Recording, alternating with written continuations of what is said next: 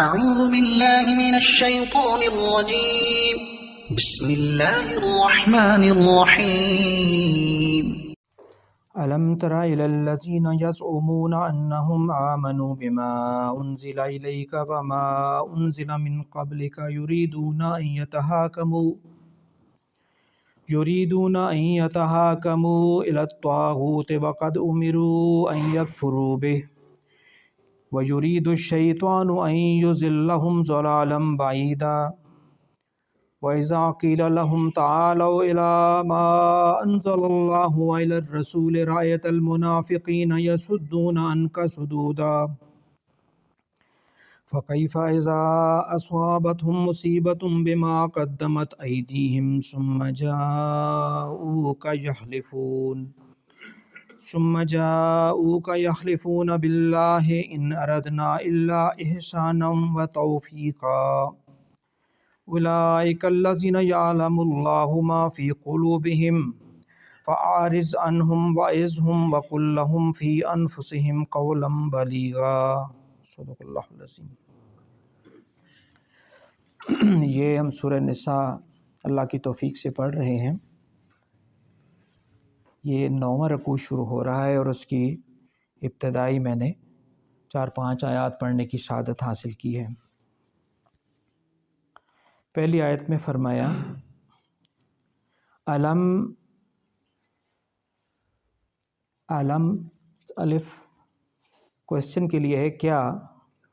الف لام میم نفی کے لیے ہے، نہیں. علم ترا، کیا آپ نے دیکھا، الی الذین، ان لوگوں کی طرف، ان لوگوں کا یعنی حال دیکھا، یزعمون، جو زعم رکھتے ہیں یعنی اپنے آپ کو دعویٰ کرتے ہیں، خیال کرتے ہیں، یا ان کا دعویٰ یہ ہے کہ انہم آمنوا بما انزل الیک، کہ وہ ایمان رکھتے ہیں بما انزل الیک، اے حبیب علیہ الصلوۃ والسلام، بما انزل الیک، جو آپ کی طرف ہم نے نازل کیا یعنی قرآن پاک، وما انزل من قبلک، اور جو آپ سے پہلے نازل کیا تو تورات، انجیل، زبور اور جتنے بھی صحائف انبیاء علیہ السلام پر نازل ہوئی ہے. یہاں اشارہ ہے منافقوں کی طرف. منافق کون ہوتا ہے؟ کہ جو اوپر سے مسلمان ہو اور اندر سے اس کا ایمان اللہ اور رسول علیہ السلام پر اس طرح سے نہ ہو جیسا کہ ہونے کا حق ہے. تو یہ منافقوں کی طرف یہاں سے بات شروع ہو رہی ہے. فرمایا کہ اے حبیب علیہ الصلوۃ والسلام، آپ نے دیکھا ان لوگوں کی طرف جن کا دعویٰ تو ہے کہ وہ آپ پر ایمان لائے ہیں، جو آپ پر نازل ہوا ہے اس پر ایمان لائے ہیں، اور ان سب پر بھی ایمان لائے ہیں جو آپ سے پہلے کتابیں آئی تھیں یا انبیاء آئے تھے. لیکن ان کا حال کیا ہے؟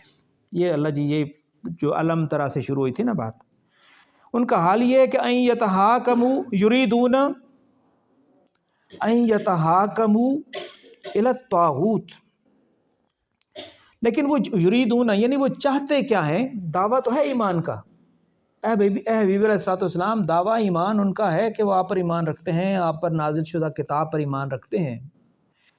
لیکن حال یہ ہے کہ وہ چاہتے یہ ہیں کہ ان یتحاکموا، کہ اپنے فیصلے کرائیں، اپنے جھگڑوں کے فیصلے کرائیں، الی الطاغوت، طاغوت سے.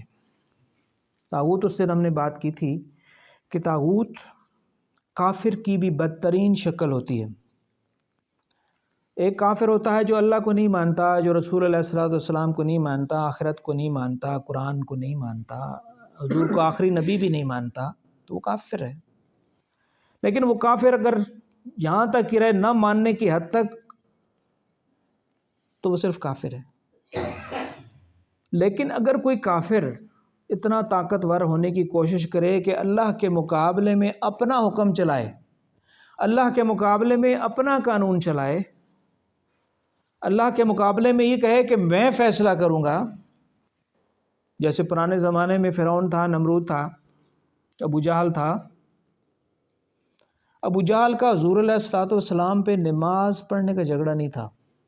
وہ تو کہتے تھے آپ پڑھتے رہیے نماز، لیکن ہمارے بتوں کو کچھ نہ کہیں، یعنی ہمارے سسٹم کو کچھ نہ کہیں، ہماری چیئرمینی کو کچھ نہ کہیں، ہماری حکمرانی کو کچھ نہ کہیں تو ساڑھا تھوڑا جھگڑا ہی نہیں. نماز پڑھنے پہ مسئلہ نہیں تھا، مسئلہ کس بات پہ تھا کہ بات ہماری مانی جائے تو ٹھیک ہے، آپ جو مرضی کریں، روزے رکھیں، سال سال روزے رکھیں جی، ہمیں ان کو بجال کی صحت پہ کیا فرق پڑنا ہے. تو یہاں فرما رہے ہیں کہ وہ دعویٰ ایمان تو کرتے ہیں لیکن اپنے فیصلے کرانے کے لیے رجوع کرتے ہیں کس سے؟ طاغوت سے. دیکھیں میرے بھائیو، طاغوت ہر وہ چیز ہے. اب اس دور میں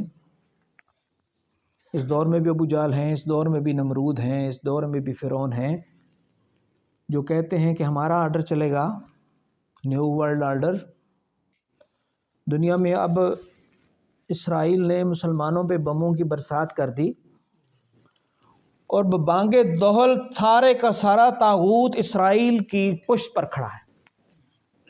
امریکہ بھی، فرانس بھی، انگلینڈ بھی، ببانگ دہل، کوئی شرم حیا بھی نہیں، کوئی ڈھکی چھپی بھی نہیں، کھلم کھلا سارے کا سارا طاغوت اس کی پشت پہ ہے.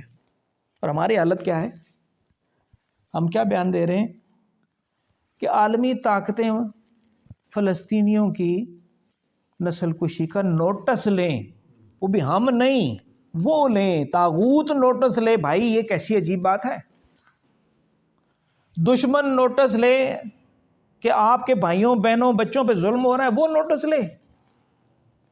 اور نوٹس تو آپ نے لینا ہے جن کی 80 لاکھ فوج ہے بھائی، سارے مسلمان، 57 مسلمان ملک.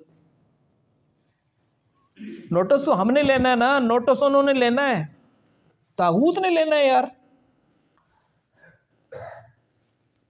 تو کیا فرمایا کہ جو دعویٰ ایمان تو کرتے ہیں اے حبیب آپ پر بھی اور آپ سے پچھلے انبیاء پر بھی، لیکن یریدون ان یتحاکموا الی الطاغوت، لیکن اپنے فیصلے کرانے کے لیے طاغوت کی طرف جاتے ہیں، آپ کی طرف نہیں آتے. یہاں تفاسیر میں لکھا ہے علماء نے کہ ایک یہودی مدینہ میں اور ایک مسلمان جو بظاہر مسلمان تھا لیکن منافق تھا. منافق، اب یہ تو اللہ ہی کو دل کا حال پتہ ہے نا، بظاہر تو مسلمان ہوتا ہے، بظاہر کلمہ پڑھ رہا ہوتا ہے.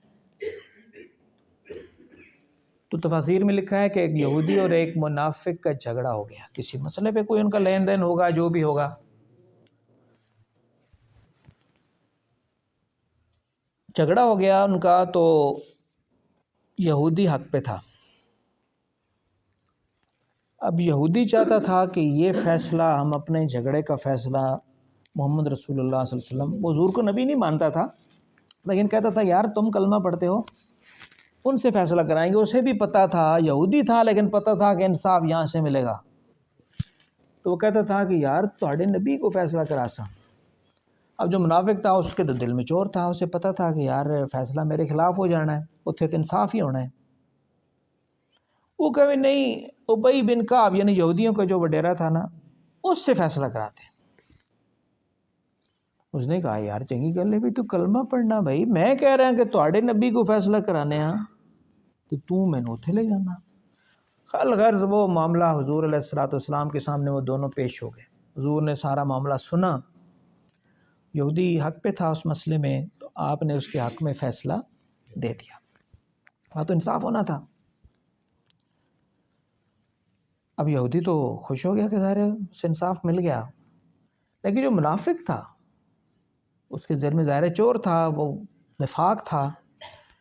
اس نے وہ باہر حضور کی دربار سے باہر نکلے تو کہتا ہے کہ یار عمر بن خطاب کے پاس چلتے ہیں. تو اس نے کہا چلو جی اتنے چلنے. ادھر چلے گئے تو عمر بن خطاب کو جا کے جب یہودی نے یہ بتایا کہ ہم حضور علیہ السلام کے پاس سے ہو کے آ رہے ہیں اور انہوں نے یہ فیصلہ میرے حق میں کر دیا ہے، لیکن آپ کا یہ بندہ پھر کہتا ہے کہ نہیں عمر بن خطاب کے پاس جائیں گے. عمر بن خطاب نے پوچھا بھائی یہی بات ہے؟ انہوں نے کہا ہاں جی ہاں جی. تلوار نکالی اور پوچھا بھی نہیں، سر سے اتار دیا کہ جس کو محمد کے فیصلے پہ جو مسلمان ہونے کا دعویٰ کر رہا ہے، اگر یہودی کرتا تو ظاہر ہے وہ کافر ہے. تم جو کلمہ پڑھتے ہو اور تم نے محمد رسول اللہ صلی اللہ علیہ وسلم کے فیصلے پہ راضی نہیں ہو تو تمہیں زندہ رہنے کا کوئی حق نہیں ہے، کیونکہ دعویٰ ایمان ہے تمہارا۔ اب اس کے رشتہ داروں نے بڑا واویلا کرتے کرتے حضور کے پاس آ گئے کہ جناب یہ تو عمر بن خطاب نے تمہارا قتل کر دیا۔ حضور علیہ السلام سارا معاملہ، اگلی جو آیات آ رہی ہیں اللہ نے عمر کی برات ان آیات میں نازل کی، سنیں۔ تو میں یہاں ایک اور بات بھی عرض کر دوں کہ ہم بھی طاغوت سے فیصلہ ہی کراتے ہیں، اس لیے کہ ہمارے ملک میں شریعت کا قانون نہیں ہے، ہماری عدالتوں میں شریعت کا قانون نہیں ہے، قرآن کا قانون نہیں ہے۔ تعزیرات ہند جو انگریز قانون بنا گئے تھے ان سے فیصلے ہوتے ہیں۔ تو کئی علماء کا تو یہ کہنا ہے کہ ان عدالتوں میں فیصلہ اپنے کیس لے کے جانا ہی جائز نہیں ہے کہ جہاں فیصلے طاغوت کے مطابق ہوتے ہوں۔ تو بہرحال یریدون ان یتحاکموا الی الطاغوت، وہ دعویٰ ایمان کرنے والے، جھوٹا دعویٰ ایمان کرنے والے دعویٰ تو کرتے ہیں بڑے بڑے، لیکن چاہتے یہ ہیں کہ ان یتحاکموا الی الطاغوت، کہ اپنے فیصلے طاغوت سے کرائیں۔ طاغوت سمجھ آ گیا جی؟ آگے فرمایا وَقَدْ أُمِرُوا أَن يَكْفُرُوا بِهِ، حالانکہ حکم دیا گیا تھا اللہ کی طرف سے کہ جو ایمان لائے گا وہ ساتھ میں ان یکفروا، اس کا اعلان بھی کرے گا کہ طاغوت کو میں نہیں مانتا۔ یہ کفر کا مطلب یہ ہوتا ہے جھٹلا دینا۔ جو اللہ کو جھٹلاتا ہے کافر، جو رسول اللہ کو جھٹلاتا ہے کافر، اور جو طاغوت کو جھٹلاتا ہے وہ مومن، جو طاغوت کو جھٹلاتا ہے وہ مومن۔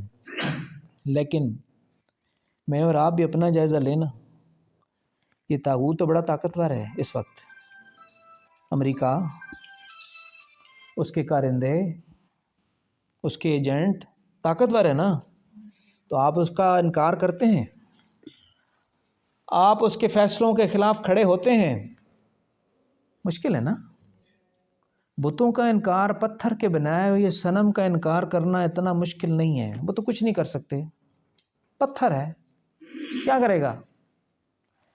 لیکن جو جیتا جاگتا بت ہو، فرعون ہو، نمرود ہو، ابو جہل ہو، یا اس وقت کوئی بھی ہو، اس کا انکار کرنا ذرا مشکل ہوتا ہے کہ وہ سولی بھی چڑھاتا ہے، وہ جیل بھی دیتا ہے، وہ کوڑے بھی مارتا ہے۔ اس طاغوت کا جب تک انکار نہ کیا جائے، لا نہ کہا جائے، مومن نہیں ہوتا بندہ، دعویٰ ایمان کرتا رہے۔ یہ پھولوں کی سیج تو نہیں ہے ایمان لانا۔ وَقَدْ أُمِرُوا أَن يَكْفُرُوا بِهِ، حالانکہ وہ اپنے فیصلے طاغوت سے کرانا چاہتے ہیں۔ اللہ فرما رہے ہیں حالانکہ حکم یہ دیا گیا تھا ایمان کا دعویٰ کرنے والوں کو کہ أَن يَكْفُرُوا بِهِ، کہ طاغوت کا انکار کرنا، طاغوت کے آگے سرنگوں نہ ہونا، طاغوت کے نعرے نہ لگانا، طاغوت سے فیصلے بھی نہ کروانا، اور طاغوت کو سلام بھی نہ کرنا، سلوٹ بھی نہ کرنا، اس کو رد کر دینا، تب تم ہوگے مومن۔ وَيُرِيدُ الشَّيْطَانُ، اور یہ شیطان کیا چاہتا ہے جو انسان کا سب سے بڑا دشمن ہے، سب سے بڑا دشمن، وہ کیا چاہتا ہے؟ أَن يُضِلَّهُمْ ضَلَالًا بَعِيدًا، کہ ان دعویٰ ایمان کرنے والوں کہ شیطان کیا چاہتا ہے کہ جو ایمان کا دعویٰ کرتا ہے اس کے پیچھے پڑ جاتا ہے، کہ أَن يُضِلَّهُمْ، کہ اسے گمراہ کر دے، اور اتنا گمراہ کر دے ضَلَالًا بَعِيدًا، اور وہ گمراہی میں بڑا دور نکل جائے، بڑا دور نکل جائے۔ یہ تھی جناب پہلی آیت، اور بڑی ہی سمجھنے والی ہے۔ دیکھیں جب تک اس کے مطابق اپنی زندگیوں کو نہیں سنواریں گے، یہ قرآن سب سے بڑی ہدایت کا یہی ہے ہمارے پاس ہے نا۔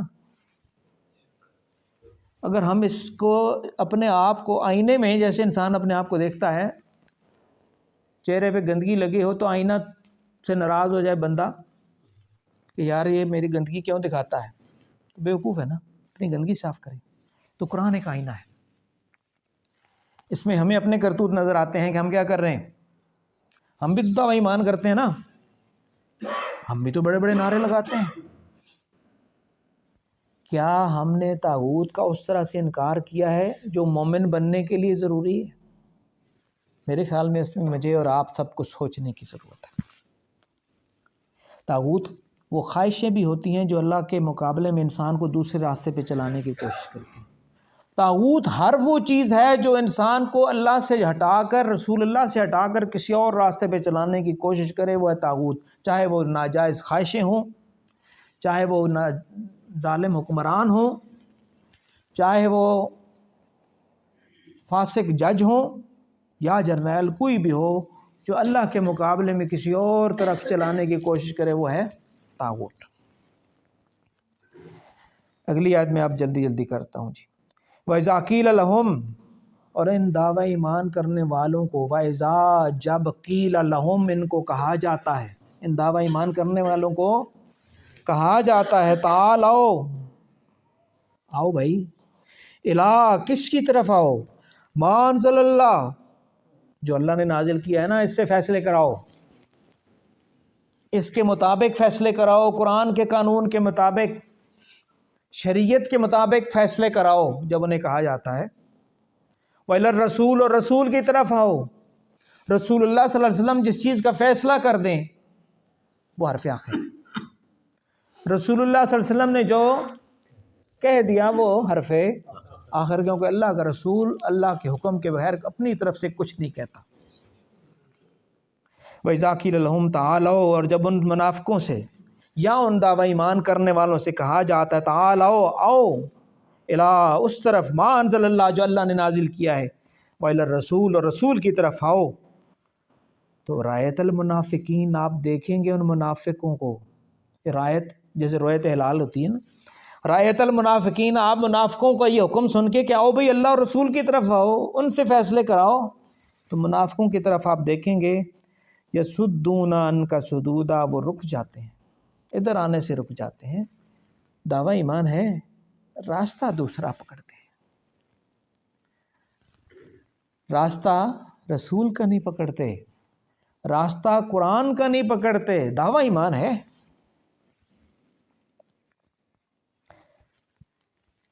فَكَيْفَ، اگلی آیت، فَكَيْفَ اِذَا أَصَابَتْهُم مُّصِیبَہ،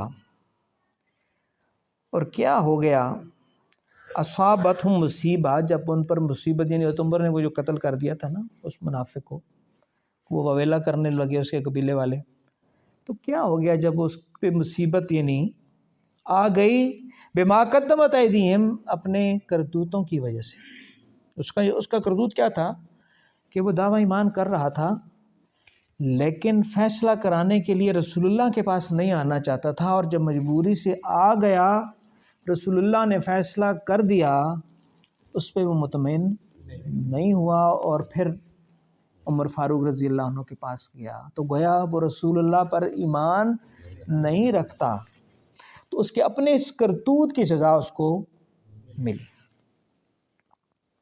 بما قدمت ایدیہم، ایدی ہاتھ اس کے اپنے ہاتھوں، یعنی اس کے اپنے کرتوتوں کی وجہ سے مصیبت ان پہ آئی، اور پھر وہ آیا کہ کہنے لگے جو اس کے رشتہ دار تھے یا قبیلے والے تھے رسول اللہ کے پاس آ کے کہ یا رسول اللہ وہ تو آپ کے فیصلے پہ راضی تھا، وہ تو عمر بن خطاب کے پاس صرف اس لیے گیا تھا کہ بس شاید کوئی وہ درمیان کی بیچ کی راہ نکال دے، جو ہم بھی اس طرح کی باتیں بنا لیتے ہیں نا کہ نہیں جی نہیں اس طرح تو نہیں، ایسی تو اینج کرنا چاہنے ہوں، وہ مقصد اس ہی نہیں ہے وغیرہ وغیرہ، تو اللہ کو تو پتہ ہے دل کا حال، کہنے لگے، اللہ فرما رہے ہیں ثم جاؤک یحلفون، اے حبیب وہ آپ کے پاس آ گئے، یحلفون حلف اٹھاتے ہوئے، قسمیں اٹھاتے ہوئے، باللہ اللہ کی، کہ نہیں اللہ کی قسم ہے رسول اللہ اس کا ارادہ برا نہیں تھا، وہ آپ کے فیصلے پہ راضی تھا، بس وہ تو عمر کے پاس اس لیے چلا گیا کہ شاید وہ کوئی آپس میں دو کی درمیانی راستہ چلے، یہ تو اللہ کو تو پتہ تھا، حالانکہ وہ وہاں موجود ہی نہیں تھے، وہ قتل ہو چکا تھا، انہیں کیا پتہ یار وہ کس ارادے سے گیا تھا۔ ثم یاؤک، حبیب وہ پھر آپ کے پاس آتے ہیں، یخلفون باللہ حلف اٹھاتے ہوئے، قسمیں اٹھاتے ہوئے اللہ کی، کہ کیا قسم اٹھاتے تھے، ان اردنا الا احسانا و توفیقا، کہ ہمارا تو بس ارادہ یہی تھا کہ کوئی بھلائی کا راستہ نکل آئے، کوئی موافقت ہو جائے، کوئی صلح صفائی ہو جائے، اس لیے وہ گیا تھا ادھر جی، اس لیے عمر بن خطاب نے جو ہے نا وہ قتل کیا ہے، تو ان پہ قصاص یا حد جو بھی ہونا چاہیے، تو اللہ نے کہا ایسی بات نہیں ہے۔ آخری آیت، اولئک الذین یعلم اللہ ما فی قلوبہم، یہ وہ لوگ ہیں یعلم اللہ، اللہ تو جانتا ہے ما فی قلوبہم، ان کے دلوں میں جو کچھ ہے، اللہ تو جانتا ہے حبیب ان کے دلوں میں جو کچھ ہے۔ اور ساتھ میں اللہ نے دیکھیں کتنا رحیم ہے، اور رحمت للعالمین بھی دیکھیں، فَأَعْرِضْ عَنْهُمْ، ان سے درگزر کیجیے، ان سے فَأَعْرِضْ، اعراض برتیے، بس کہ یہ ٹھیک ہے، بس ٹھیک ہے، فَأَعْرِضْ عَنْهُمْ، ان کو اگنور کر دیجئے، ان کی غلطیوں کو نظر انداز کر دیجئے، وَعِظْهُمْ، اور ان کو نصیحت کیجئے، واعظ کیجئے، ایسی وَعِظْهُمْ، ان کو ایسی نصیحت کیجئے، وَقُلْ لَهُمْ أَنفُسِهِمْ، جو ان کے دلوں میں اتر جائے، شاید یہ سچے مومن بن جائیں، اپنے نفاق کو دور کر لیں، قولم بلیغا، یعنی ایسی بات حبیب ان سے کہیے، ان کو اب ڈانٹ ڈپٹ بھی نہ کیجیے، ان کو سزا بھی نہ دیجیے جو اس کے، انہیں کہیے کہ یار بس تم ایسی بات کریے کہ جو ان کے دلوں میں نفاق ہے وہ نفاق کی بیماری دور ہو جائے۔ تو یہ میں نے آیت آپ کے سامنے پڑھی تھی، اس سے اگلی آیت انشاءاللہ اگلے ہفتے پڑھیں گے۔ دیکھو میرے بھائیو، یہ قرآن کا کتنا زور ہے، کتنا یہ اللہ کا کلام ہے نا، تو اس کا ایک ایک لفظ انسان کی زندگی بدل دیتا ہے اگر انسان اس پہ آ جائے، طاغوت کا صرف مطلب سمجھ جائے۔ ہم نے اس طاغوت کا انکار نہیں کیا ہے، اس لیے امت آج اس حال میں ہے۔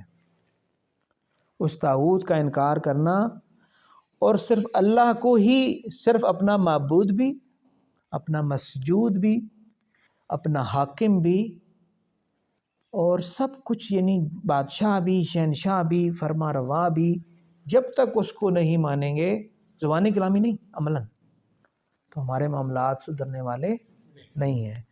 اللہ تعالیٰ یہ ہمارے بھائی جو آئے ہوئے ہیں، اللہ کی راہ میں نکلے ہیں، ان کا بھی چلنا قبول فرمائے، ہم سب سے اپنے دین کا کام لے لے، اور جو ہمارے مظلوم مسلمان جہاں کہیں بھی فلسطین میں ہیں، کشمیر میں، اللہ ان کے لیے کوئی مجاہد پیدا فرما دے، اس امت کو کوئی ایسا امام عطا فرما دے جو اس امت کی قیادت کرے، اس امت کے اندر جو فتنے ہیں، جو نفاق ہیں، اس کو جوڑ دے۔ آمین۔ اللہم صلی علی سیدنا محمد النبی الامی وعلی آلہ واصحابہ وسلم تسلیما۔ ربنا ظلمنا انفسنا وإن لم تغفر لنا وترحمنا لنكونن من الخاسرین۔ ربنا لا تزغ قلوبنا بعد إذ هديتنا وهب لنا من لدنك رحمة إنك أنت الوهاب۔ الہ العالمین، ہم نے جو یہاں آپ کا کلام پڑھا سنا، یا اللہ اس کے مطابق ہمیں اپنی زندگیوں کو سنوارنے کی توفیق عطا فرما دے۔ اے اللہ، ہمارے اندر نفاق کی بیماریاں ہیں، یا اللہ ہم اس نفاق سے آپ کی پناہ مانگتے ہیں۔ اے اللہ، ہمارے دلوں سے اس نفاق کی بیماری کو دور فرما دے۔ اے اللہ، ہمیں ایمان کی حلاوت نصیب فرما دے۔ میرے مالک، میرے شہنشاہ، اے اللہ ہمیں زندگی کا ایک ایک لمحہ رسول اللہ صلی اللہ علیہ وسلم کی محبت اور اطاعت میں گزارنے کی توفیق عطا فرمائیے۔ اے اللہ، اہل بیت اور صحابہ کرام رضوان اللہ علیہ مجمعین کے نقش قدم پہ چلنے والا بنا دیجیے، صلحاء صالحین کے نقش قدم پہ چلنے والا بنا دیجیے۔ الہ العالمین، یہ جو میرے بھائی بیٹھے ہیں، یا اللہ سب کے ہاتھ اٹھے ہیں، آپ ہی کو حاجت روا مانتے ہیں، آپ ہی کو مشکل کشا مانتے ہیں۔ الہ العالمین، سب کی دامن کو اپنی رحمتوں سے بھر دیں، ان کی سب دلوں کی جائز حاجات کو پورا فرما دیجیے۔ اے اللہ، ان کی بیماریوں کو صحت میں بدل دیجیے، مشکلات کو آسانیوں میں بدل دیجیے۔ گھروں میں یا اللہ دین کی برکتیں ہوں، مال میں برکت عطا فرمائیے، رزق حلال عطا فرمائیے۔ الہ العالمین، ہمارے جو بھائی فلسطین میں یا اللہ گاجر مولی کی طرح کٹ رہے ہیں، اے اللہ اس امت میں سے ان کے لیے کوئی صلاح الدین ایوبی اٹھا دیجیے۔ اے اللہ اس امت کو ایک جھنڈے تلے اکٹھا کر دیجیے۔ الہ العالمین، ہمیں جہاد کا راستہ اختیار کرنے والا بنا دیجیے۔ اے اللہ ہمیں سعادت کی زندگی اور شہادت کی موت نصیب فرمائیے۔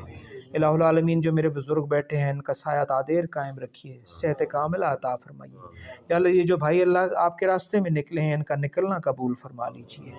الہ العالمین، ہم سب کو، ہمارے دلوں میں کوئی بھی بغض کینہ حسد ہے اس کو نکال دیجیے۔